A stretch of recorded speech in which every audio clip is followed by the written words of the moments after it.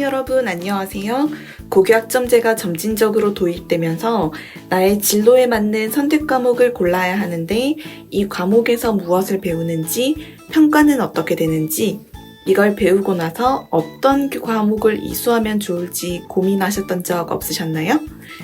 고교학점제 선택 과목 안내를 통해서 사회 탐구와 관련한 선택 과목 고민을 시원하게 해결해 드리겠습니다. 이번 영상에서는 경제를 알아보겠습니다. 경제는 어떤 교과인지, 어떤 내용을 배우는지, 경제를 듣고 나면 어떤 과목을 추가 이수하면 좋은지, 평가는 어떻게 이루어지고 내 진로나 적성과 관련하여 어떤 학과에서 활용할 수 있는지 안내드리겠습니다. 경제는 일반 선택 과목으로 고등학교 단계에서 필요한 교과별 학문의 기본적 이해를 바탕으로 운영하는 과목입니다. 또한 경제는 수능 선택 과목으로 개설되어 있기 때문에 수능에서 선택할 학생들에게도 추천합니다. 경제 교과는 논리적인 인과 법칙을 통해 사회 문화 현상을 설명하는 교과입니다. 합리성을 지닌 인간을 가정하기 때문에 합리적인 의사결정을 내릴 수 있는 방법을 배울 수 있고, 이를 바탕으로 사회 현상을 능동적으로 분석하고 사회 문제를 해결할 수 있는 방법을 고민합니다.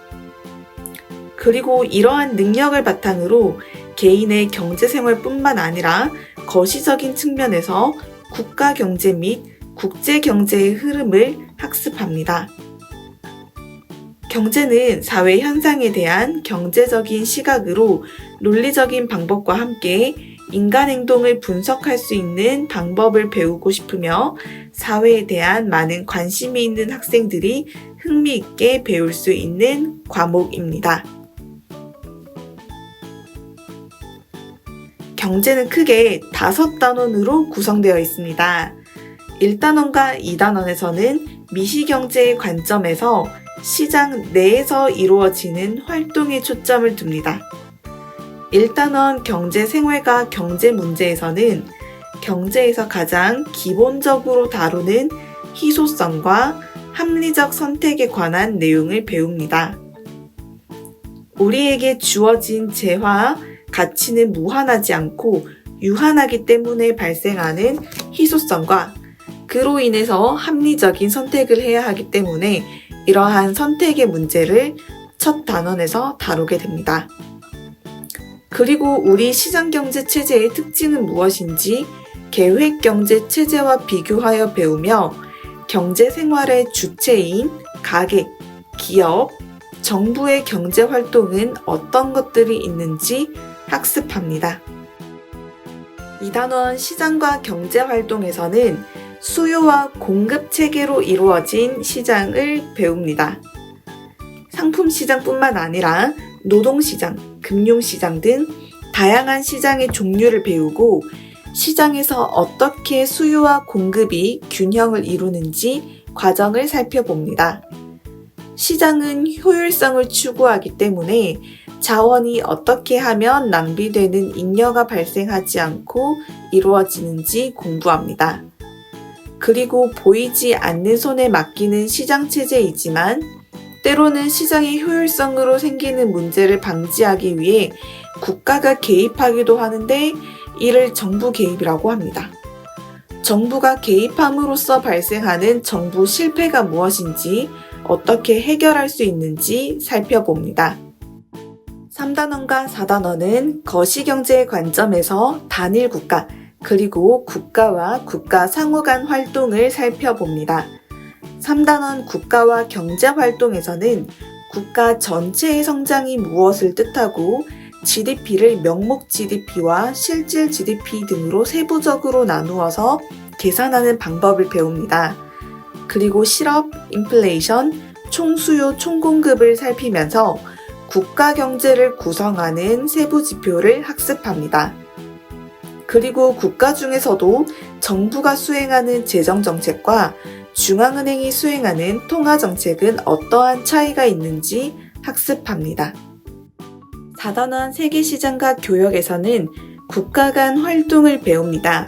왜 무역이 발생하게 되었는지, 비교우위, 절대우위 이론에서 탄생을 학습하며 어떤 원리로 무역이 이루어지며 교환 비율은 어떻게 이루어지는지 배웁니다.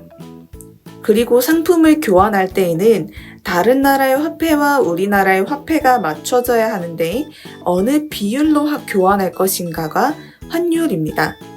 따라서 환율은 무엇인지, 환율의 수요와 공급은 언제 발생하는지 등을 배웁니다. 5단원 경제생활과 금융에서는 결국 합리적 의사결정을 하는 인간으로서 우리는 개인의 경제생활을 어떻게 잘 할 수 있을 것인가 금융과 재무 계획을 세움으로써 삶에 적용합니다. 올바른 소비란 무엇인지, 재무 계획은 어떻게 세워야 하는지 학습합니다.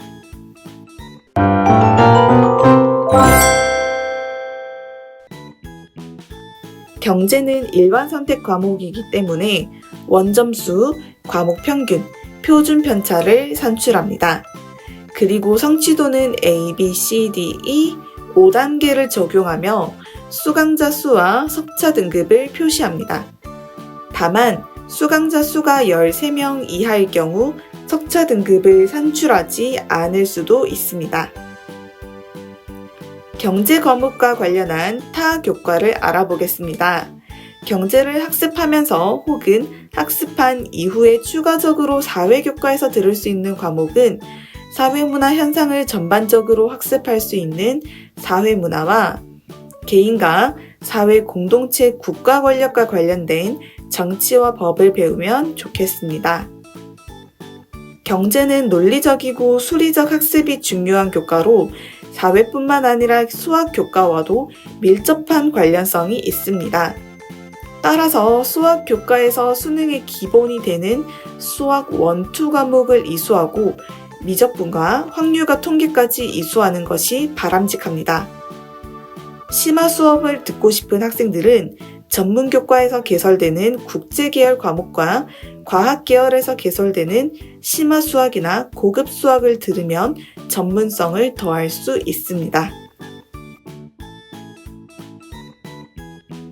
경제는 다양한 분야의 연구원을 지망하거나 무역과 관련된 직업을 종사하고 싶은 학생들에게 추천합니다.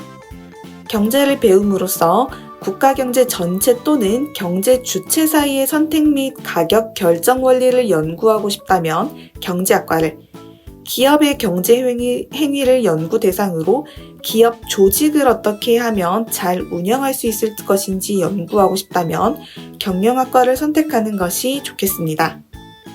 그리고 경제학과나 경영학과 이외에도 상경 계열 학과에 관심이 가는 학생들은 무역학과, 회계학과 혹은 경제산업학부 등을 추가적으로 살펴보면 좋겠습니다.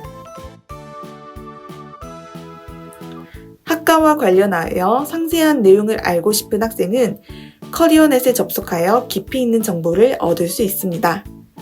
학과 정보를 클릭하여 관심 있는 전공 계열을 조건 검색하면 다양한 학과가 나옵니다.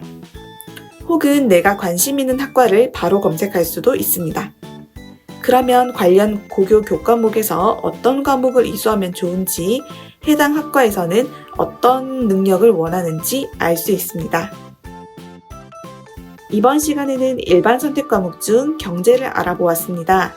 내가 어떤 내용 요소에 관심이 가는지, 나의 관심사와 적성은 무엇인지 잘 고민하여 나의 적성과 진로에 맞는 선택 과목을 이수하고 활용하면 좋겠습니다.